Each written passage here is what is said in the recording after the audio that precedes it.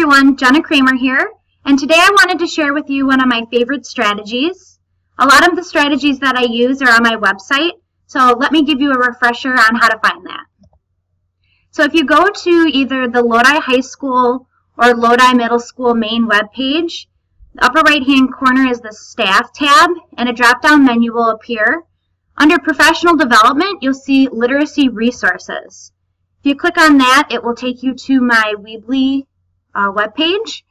And just as a reminder, I have a bunch of different tabs across the top: Strategies, Technology, Common Core, Disciplinary Literacy, and the newly added Videos tab, so you can check out that on your own as well.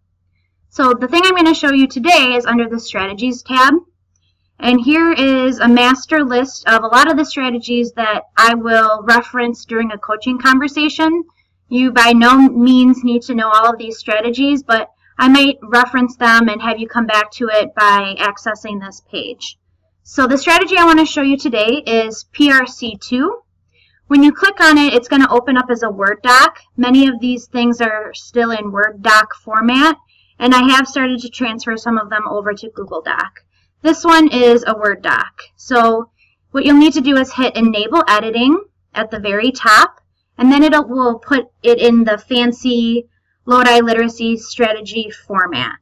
So this strategy is PRC2. It's an acronym for Partner Reading and Content 2.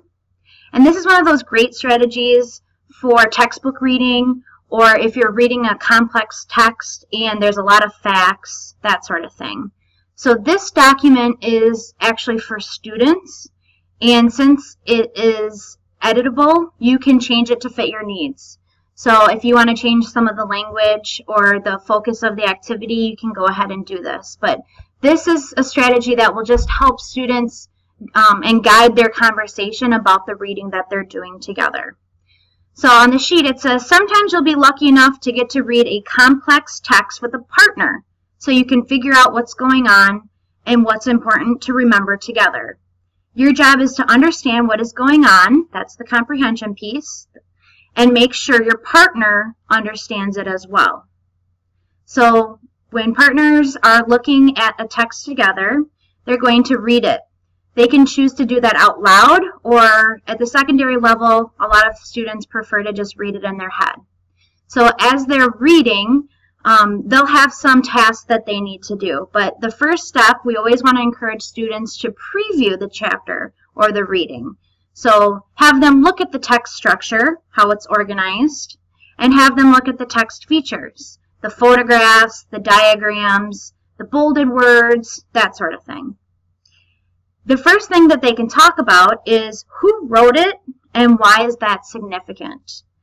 Thinking about the author is one of those steps that students often forget to do, so that's how I like to open this activity. And then also having them quickly talk about what do they already know about the topic. Perhaps they have some background knowledge on it, or it connects to a previous unit, that sort of thing. So for chunking the text, if it's a textbook, I often just do the 2-page spread, and like I said, both partners are going to read it. They can do that silently. You can have them do it out loud, however you prefer, and just acknowledging that yes, we read at different speeds, and that's okay. While they're reading, they have 2 tasks. Each partner is going to write down a question that they're going to ask their partner once both people are done reading it. So the question they come up with, it should be a question that they're able to answer. And it should be a question that is connected to something that's really important in that section. So if the student A asks student B the question and student B isn't able to give an answer, instead of student A just providing them with the answer, they give them a clue about where they can go back in the text and reread. If the student still isn't able to read it or answer the question, partner A could read it out loud, and partner B's sole focus is to be able to come up with the answer. So you can scaffold it for students that way as well. The other thing that partners are going to do, each person is going to write down one unfamiliar word or key vocabulary. It might be bolded or something like that. In this case, the student doesn't need to know the definition of it. That's what they're going to use their partner or resources for. So if neither partner knows what the word means, then they can use the glossary, the dictionary, or even look it up on their phone, depending on if you allow technology in your room. But that would be a great application.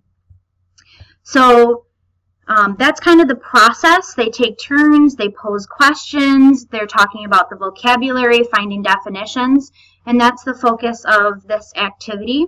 You can assign other specifics, like I said at the beginning. If you don't want to focus on vocabulary, there's something else that's really important. But this is a great activity that you can try with your students at any point.